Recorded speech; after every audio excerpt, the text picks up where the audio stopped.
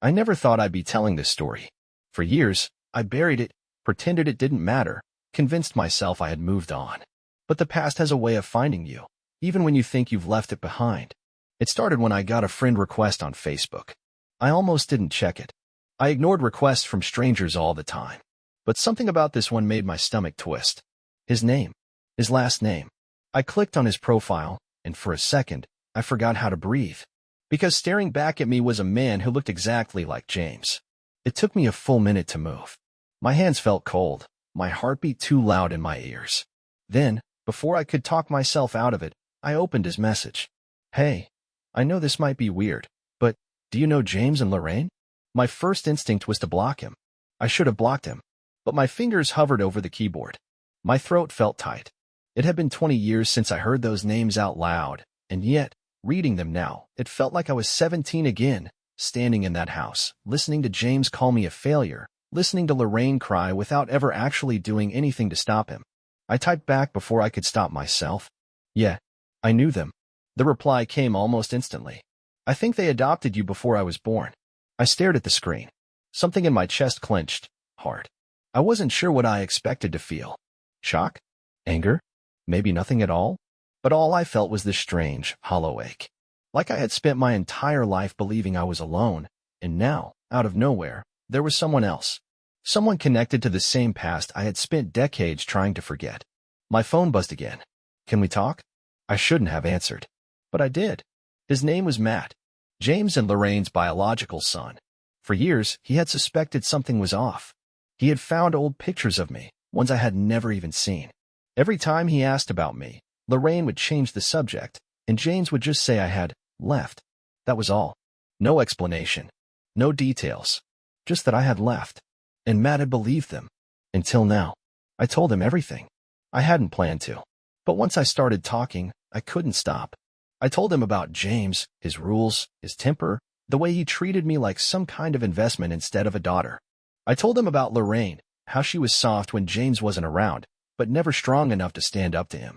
And then I told him about the night they kicked me out. The way Lorraine had begged me to give them my baby, as if it was some kind of gift. The way James had thrown me out like trash when I said no. The silence on the other end of the call stretched on so long I thought Matt had hung up. Then he let out a shaky breath. Jesus Christ. I closed my eyes.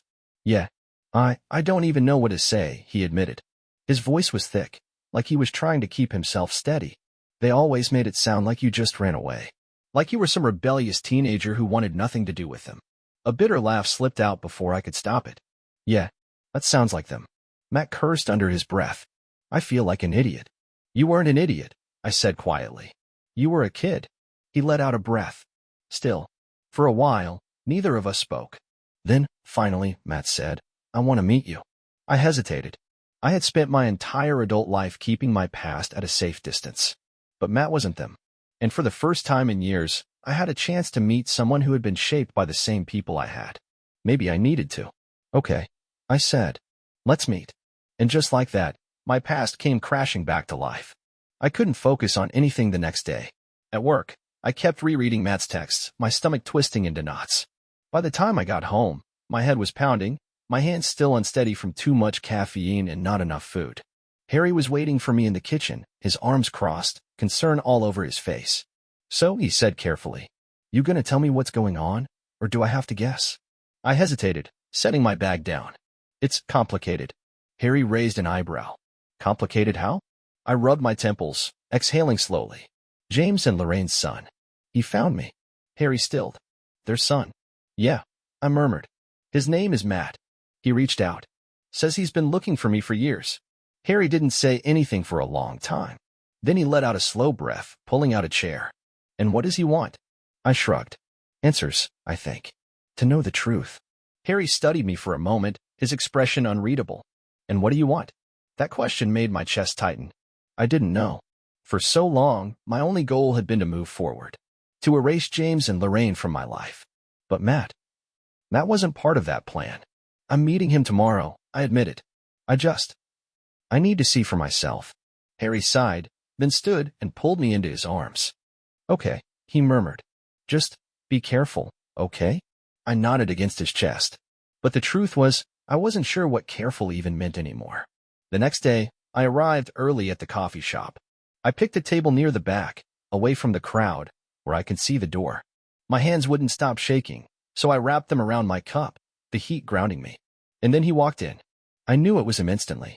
The resemblance to James was undeniable, the same sharp features, the same posture, like he was always bracing for something.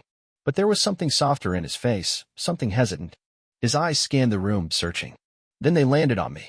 For a second, he just froze. I did too. Then he swallowed hard, squared his shoulders, and walked over. "Hey," he said, his voice steadier than I expected. I forced a small smile. "Hey." He sat down, rubbing his hands together. Up close, I could see the little differences. His eyes were warmer than James's had ever been. There was uncertainty in the way he carried himself, like he wasn't quite sure how to do this. I wasn't sure either. For a few seconds, neither of us spoke. Then Matt let out a breath and leaned forward. "This is weird, huh?" That made me laugh, short, surprised. "Yeah, really weird." He smiled briefly before shaking his head. I wasn't sure if you'd actually show up." "Me neither," I admitted. His fingers tapped against the table. "I don't even know where to start." I tilted my head. "Why don't you tell me why you wanted to find me?" Matt exhaled sharply, running a hand through his hair. "Because I've always known you existed, but no one ever talked about you. I found old pictures when I was a kid, but whenever I asked, Mom would just change the subject. And Dad," he hesitated, "he'd just say you weren't around anymore. That you left." I scoffed. "Of course he did." Matt's jaw clenched. "Yeah, and I believed him. I believed them." He shook his head. "It wasn't until I got older that I started questioning things. They were always so controlling, so secretive. I started wondering what else they had lied about." I stayed quiet. Matt swallowed hard. "And now that I know the truth," he trailed off, looking down. "I don't know. I just feel like an idiot." I frowned. "You weren't an idiot. You were a kid." He let out a bitter laugh. "That's what you said on the phone." "Because it's true." Silence stretched between us. Then Matt pulled something from his wallet and slid it across the table. I looked down. It was a photo. A younger version of me, maybe 5 or 6 years old, sitting in James and Lorraine's backyard, a book in my lap. I was wearing a yellow sundress I barely remembered. I swallowed. "Where did you get this?" "In one of Mom's old albums," Matt said quietly. "They used to keep pictures of you, but whenever family came over, they'd hide them. Like they didn't want anyone to know." Something cold twisted in my stomach. They were ashamed of me. Matt shook his head. "I don't think it was shame." He hesitated. "I think it was guilt." I let out a hollow laugh. "James doesn't do guilt." Matt didn't argue. Instead, he sighed and rubbed his face. "Look, I don't expect us to suddenly be best friends. I don't even know what I do expect. But I want to know you. The real you. Not the version they pretended didn't exist." Something in my chest cracked. I had spent years thinking I was alone, that I had no family, no connection to my past except the scars it left behind. But here was Matt, and for the first time, I wondered if maybe, just maybe, I wasn't as alone as I thought. I took a deep breath. "Okay," I said softly. "Let's figure it out." For the first time in years, I wasn't sure what to do next. Matt and I exchanged numbers before we left the coffee shop, and I spent the rest of the evening staring at my phone, rereading our texts, trying to figure out what I was supposed to feel. Harry sat beside me on the couch, flipping through channels, but I could tell he was watching me out of the corner of his eye. "You've been staring at that screen for an hour," he finally said. "Everything okay?" I sighed, locking my phone. "Yeah, I think so." Harry muted the TV and turned to face me fully. "Do you like him?" That question caught me off guard. "Like him?" I repeated. Harry shrugged. "Yeah, as a person." I hesitated. I think so." It felt strange to say it out loud. I had spent so many years associating James and Lorraine with pain, with control, with everything I had fought to escape. But Matt wasn't them. Matt was trying. Harry studied me for a long moment. "And what about them?" My stomach twisted. "What about them?" Harry gave me a look. "You think they know?" I hadn't let myself think about that. "They'll know soon enough," I muttered. "If Matt talks to them, if he asks questions," I swallowed hard. "James won't like that." Harry frowned. "Do you think he'd?" "I don't know." I shook my head, suddenly restless. "But I blocked him years ago, so it's not like he can reach me." Harry didn't look convinced. "Just be careful, okay?" I nodded. But deep down, I had a feeling that no matter how careful I was, it wouldn't be enough. I was right. 3 days later, I woke up to a text from an unknown number. You had no right. My stomach dropped. I sat up in bed, my heart pounding as another message came through. You think you can turn my son against me? You think you can rewrite history? James. I stared at the screen, my hands shaking. It had been 20 years. 20 years since I last heard his voice, since I last saw his face. And yet, with just a few words, I felt 17 again, standing in that house, listening to him tell me I was a mistake. I forced myself to take a deep breath, to push the memories back. Another text. You were nothing before us. You're nothing now. Stay out of Matt's life. I locked my phone, my entire body buzzing with adrenaline. Harry stirred beside me. What's wrong? I couldn't answer right away. Instead, I stood, walking into the kitchen, gripping the counter until my knuckles turned white. A few minutes later, my phone buzzed again. This time, it was Matt. Matt, they lost it. They're calling me nonstop. I think they're scared. I swallowed hard. Me? Scared of what? Matt. Of losing control. I exhaled slowly, rubbing my temples. Of course. James had always been the one in control. He dictated the rules, controlled the narrative. And now, for the first time, Matt wasn't blindly following him. And James couldn't stand it. I texted back. Me, are you okay? Matt, yeah. Just tired of them. Me too. I hesitated before typing one last message. Me, I blocked him. You should too. Matt didn't respond right away. But when he finally did, his answer made my chest tighten. Matt, I don't know if I can. That night, I barely slept. Every time I closed my eyes, I saw James's face. Heard his voice in my head. You were nothing before us. You're nothing now. Harry found me in the kitchen at 3 a.m., staring blankly at a cup of tea I had forgotten to drink. Come back to bed, he murmured, wrapping his arms around me. I don't think I can, I admitted. Harry sighed, resting his chin on my shoulder. Do you want me to do anything? Call Matt. Block the number for you. I shook my head. No, I already blocked him. Harry squeezed me gently. Then why does it still feel like he's here? I closed my eyes. Because James had never really left. Not in my head. Not in the way I flinched at raised voices or panicked when someone was angry with me. Not in the way I spent years trying to be perfect because I was terrified of being unwanted again. I had escaped him physically. But mentally, James had lived rent-free in my head for decades. Harry kissed my temple, then reached for my hand, rubbing small circles against my palm. You know he's wrong, right? He murmured. I nodded, but I wasn't sure if I really believed it. The next morning, Matt called. You need to hear this, he said before I could even say hello. His voice was tight, like he was barely holding it together. I sat up straighter. What happened? He exhaled sharply. I just got off the phone with Lorraine. My entire body tensed. She was crying. Matt continued. Like, sobbing. She kept saying she never wanted things to happen this way. That she didn't have a choice. My throat went dry. What does that mean? Matt hesitated. I don't know, but I think there's something she's not telling us. A chill ran down my spine. James had always been the one in control, but Lorraine had been different. She had been weak, yes. Complicit, absolutely. But what if? What if she had secrets of her own? Do you think she's lying? I asked. Matt was silent for a long time. Then, finally, he said, I don't know. And somehow, that terrified me more than if he had said yes. I didn't want to care. Not about Lorraine. Not about whatever secrets she was suddenly desperate to spill. For 20 years, she had been silent. She had let James throw me out without a fight. She had turned away when I needed her the most. And now, she wanted to talk? No, but Matt cared. And maybe, deep down, in a place I didn't want to admit existed, I did too. I told myself I was done with them, but that night, as I lay in bed staring at the ceiling, my mind wouldn't shut off. What if there really was something she wasn't telling us? What if she had regrets? And why, after all these years, did I still crave an answer that would make it all make sense? The next morning, Matt called again. She wants to meet, he said, his voice tense. In person. I exhaled. And you? He hesitated. I think I need to hear her out. I closed my eyes, pinching the bridge of my nose. Matt, I'm not asking you to come, he cut in. But if you wanted to, I wouldn't stop you. I didn't respond right away. Because part of me did want to. Not for Lorraine's sake. Not for closure, either. I had made my peace a long time ago. I just wanted to know if, even for a second, she had ever truly cared about me. An hour later, I found myself sitting across from her in a quiet diner. Matt was next to me, his arms crossed, his jaw tight. Lorraine looked older, more fragile than I remembered.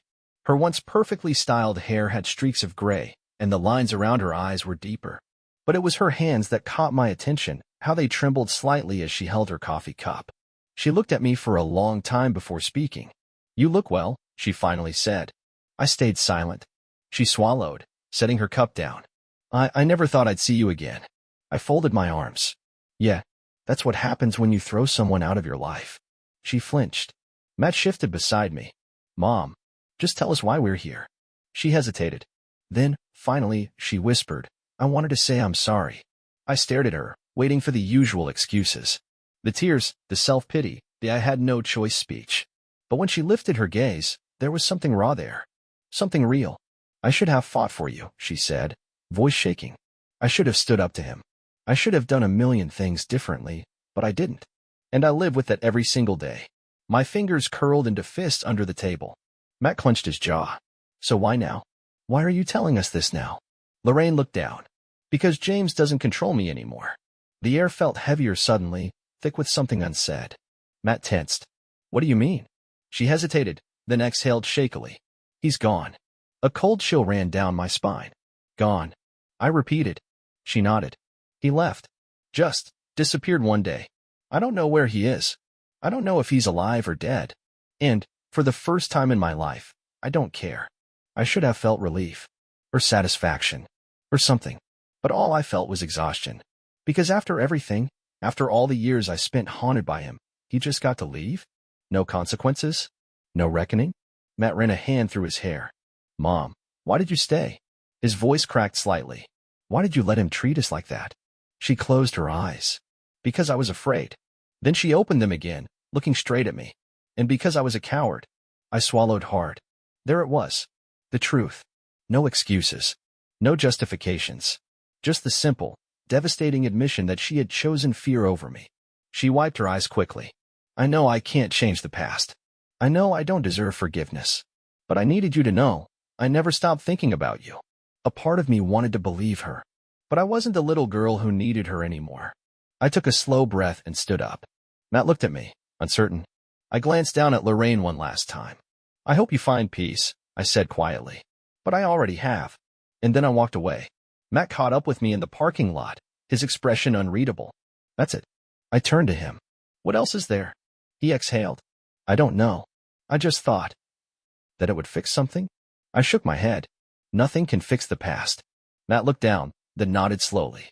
"Yeah, you're right." We stood there for a long time, the weight of everything settling between us. Then, finally, Matt smiled, small, but real. "So, Thanksgiving at my place." I laughed, the tension breaking. "Yeah, I like that." For the first time in a long time, I walked away not looking back. I thought that was the end of it. I really did. I walked away from Lorraine, left the past where it belonged, and told myself I had done the right thing, that I had won. But closure is a funny thing. You tell yourself you have it, that you've moved on, that you don't need anything else. But then something small, one tiny thing, reminds you that some wounds never fully heal. For me, it happened a week later. I was at home, curled up on the couch with Harry, half watching a movie while he absent-mindedly ran his fingers through my hair. My phone buzzed on the coffee table. "Matt." I almost ignored it, assuming it was something casual, maybe another picture of his daughters, or a complaint about traffic. But then I saw the message. "Matt, I know you don't want to hear this, but she's in the hospital." My stomach dropped. I sat up too fast, nearly knocking over my drink. Harry looked over. "What's wrong?" I didn't answer right away. "Me, what happened?" "Matt, not sure. Stress, maybe. Drinking?" She collapsed at home. "They think it's her liver." I stared at the screen, my mind suddenly racing. Lorraine had always been fragile. I remembered how she used to disappear into her room for hours, how the scent of wine clung to her even in the mornings. James had been the monster, but Lorraine had been drowning for as long as I had known her. And now? Now she was breaking apart. Harry touched my knee gently. "Hey, talk to me." I exhaled. "Lorraine's in the hospital." Harry's expression didn't change much. He had never had much sympathy for her, understandably so. And Matt wants me to know." Harry studied me carefully. Do you want to know? I didn't have an answer for that. Instead, I typed back. Me. Is she awake? Matt. Barely. She asked for you. I clenched my jaw. Of course she did. She had spent 20 years pretending I didn't exist, and now, when she was at her weakest, she suddenly wanted me? Harry rubbed small circles into my back. You don't owe her anything. I swallowed hard. I know. But knowing and feeling weren't the same thing. I didn't decide to go until the next day. I told myself it wasn't for her, it was for me. That I needed to see her one last time, to prove to myself that I had moved on. But when I stepped into that hospital room, my stomach twisted in a way that told me I had been lying to myself. Lorraine looked small. I had never thought of her as frail before. She had always seemed like a ghost, there, but never really present. But now, lying in that hospital bed, she looked like someone who had been fading for a long time. Her eyes fluttered open when she heard the door. And when she saw me, she smiled. A real, genuine smile. You came, she whispered. I stayed by the door, gripping the strap of my bag. Yeah. Matt stood up from his chair. I'll give you 2 minutes. He patted my shoulder lightly as he passed. I'll be outside. I swallowed as the door clicked shut. For a while, neither of us spoke. Then Lorraine sighed. I always hoped I'd see you again. I didn't respond. She turned her head slowly, looking out the window. I wasn't a good mother to you. I let out a quiet laugh, more bitter than anything. You weren't a mother to me at all. She flinched, but nodded. You're right. I took a step closer. Why did you let him do it? My voice came out smaller than I wanted. Why didn't you stop him? Her lips pressed together, and for a moment, I thought she wouldn't answer. Then, finally, she said, because I was weak. I waited. She exhaled shakily. James. He knew how to break people. He broke me long before he ever broke you. And by the time I realized what he had done, I didn't know how to fight back. She swallowed. I should have fought for you. I should have done something. But I was too afraid. My throat felt tight. Afraid of what? She turned back to face me, her eyes glassy.